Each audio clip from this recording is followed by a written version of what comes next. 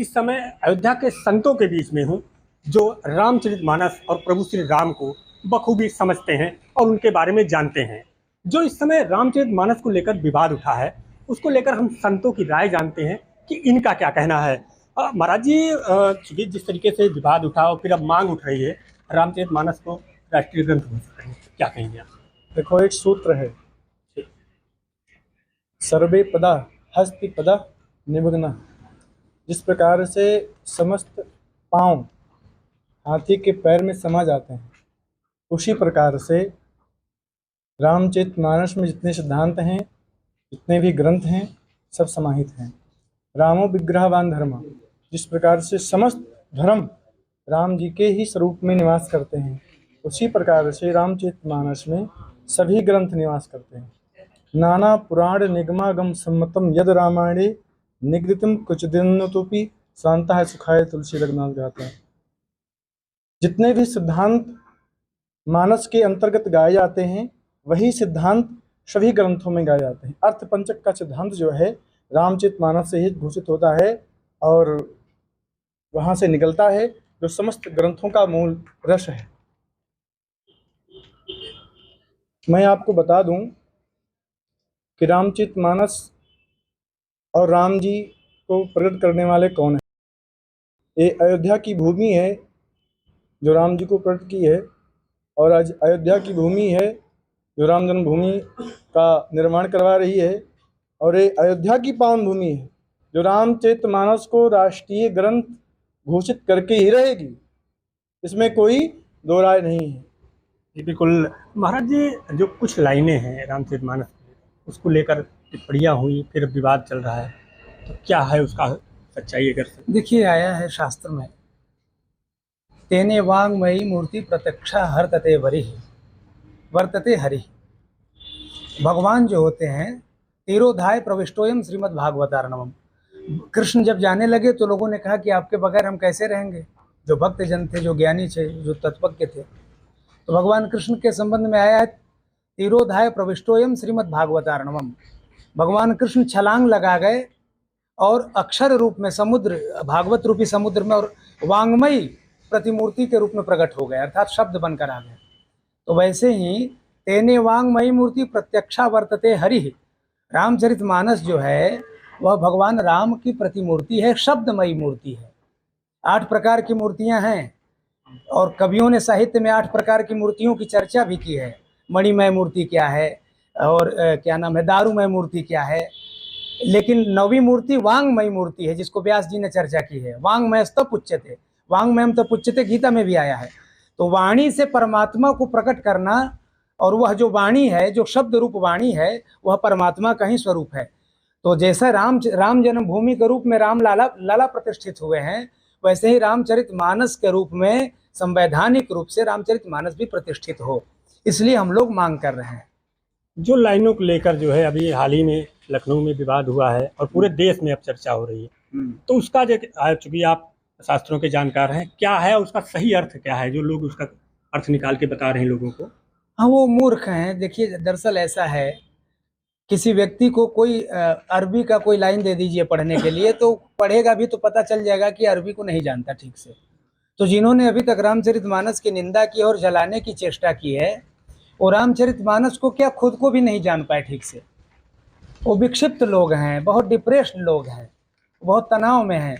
तो उन्हें कुछ चाहिए फेमस होने के लिए, फेमस नहीं हो पा रहे थे, तो रामचरितमानस की ही निंदा करना चालू कर दिए, जलाने की चेष्टा करने लग गए। बिल्कुल, हमारे साथ महाराज जी हैं। महाराज जी, रामचरितमानस को लेकर अब एक राजनीति शुरू हो गई है, क्या कहेंगे आप?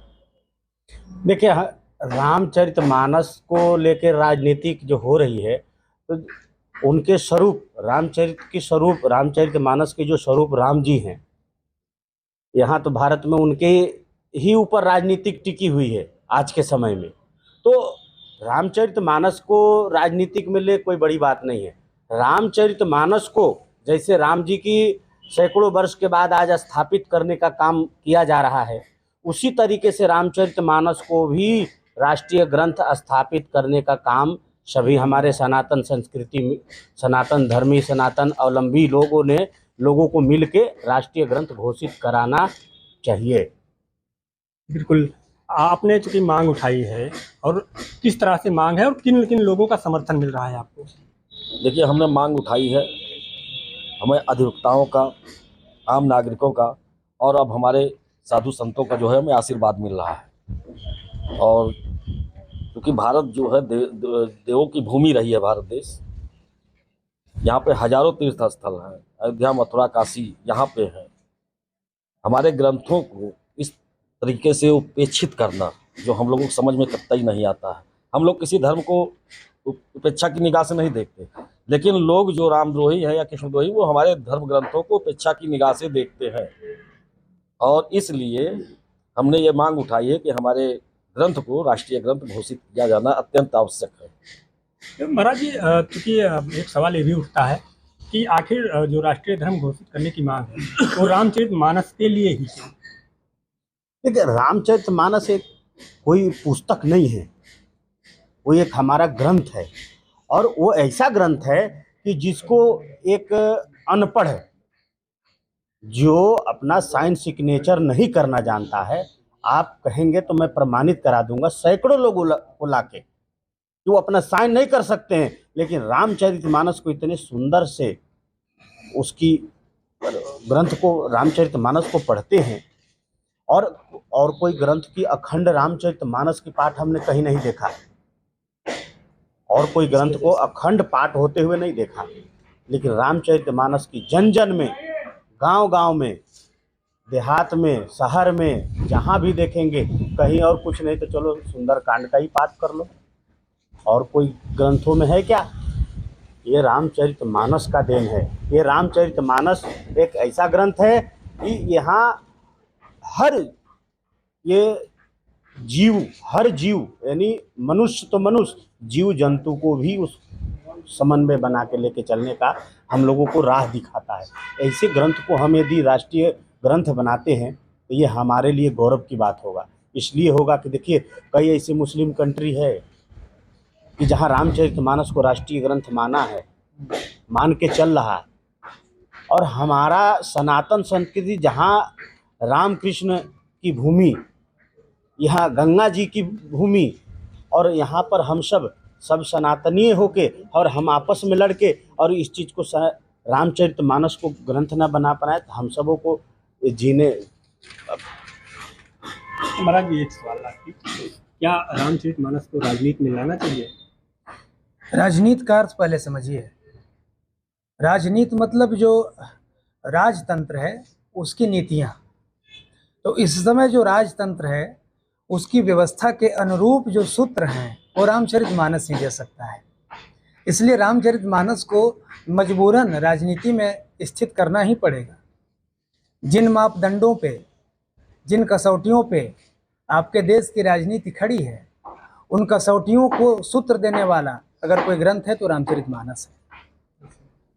जी बिल्कुल। तो कुल मिला के अगर रामचरितमानस के बात में संतों का मत आपने देखा, हमारे साथ और संत है। महाराज जी, वही सवाल आपसे कि रामचरितमानस को राजनीति में लाना चाहिए? बिल्कुल। जब आप श्री ने आपको उत्तर समुचित दे दिया है तो उस पर ज़्यादा टिप्पणी की आवश्यकता नहीं, वो अपने आप में पूर्ण है।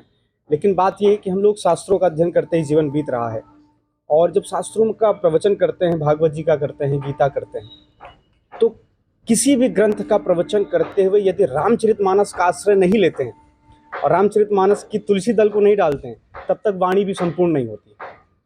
और वही बात संविधान में भी लागू होती है। बिना इस तुलसी दल के संविधान पूर्ण रूप से राजनीतिक पक्ष को, जो राजनीति खोखली और छिछली, ये राजनेताओं वाली नहीं कह रहा हूँ, जो महाराज श्री ने राजनीति की बात की, उस राजनीति तुलसी दल को यदि इस राम राज्य में जिसकी कल्पना कर रहे हैं, राम मंदिर की स्थापना करके नहीं डालेंगे तो संपूर्ण हो ही नहीं सकती। इस तुलसी दल को डालना ही पड़ेगा रामचरितमानस जी को राष्ट्रीय ग्रंथ के रूप में। बिल्कुल, बहुत बहुत धन्यवाद। तो ये थे अयोध्या के संत, जो कि अयोध्या, श्री राम और इसके साथ साथ जो तमाम धार्मिक ग्रंथ हैं उनके बारे में बखूबी जानते हैं, उनके बारे में मंथन करते हैं। उनका साफ तौर पे कहना है कि रामचरितमानस को राष्ट्रीय ग्रंथ घोषित करना चाहिए। संजीव आजाद, पंजाब केसरी टीवी, अयोध्या। हमसे जुड़े रहने के लिए हमारे YouTube चैनल को सब्सक्राइब करें और नई वीडियो की नोटिफिकेशन के लिए बेल आइकॉन को दबाएं।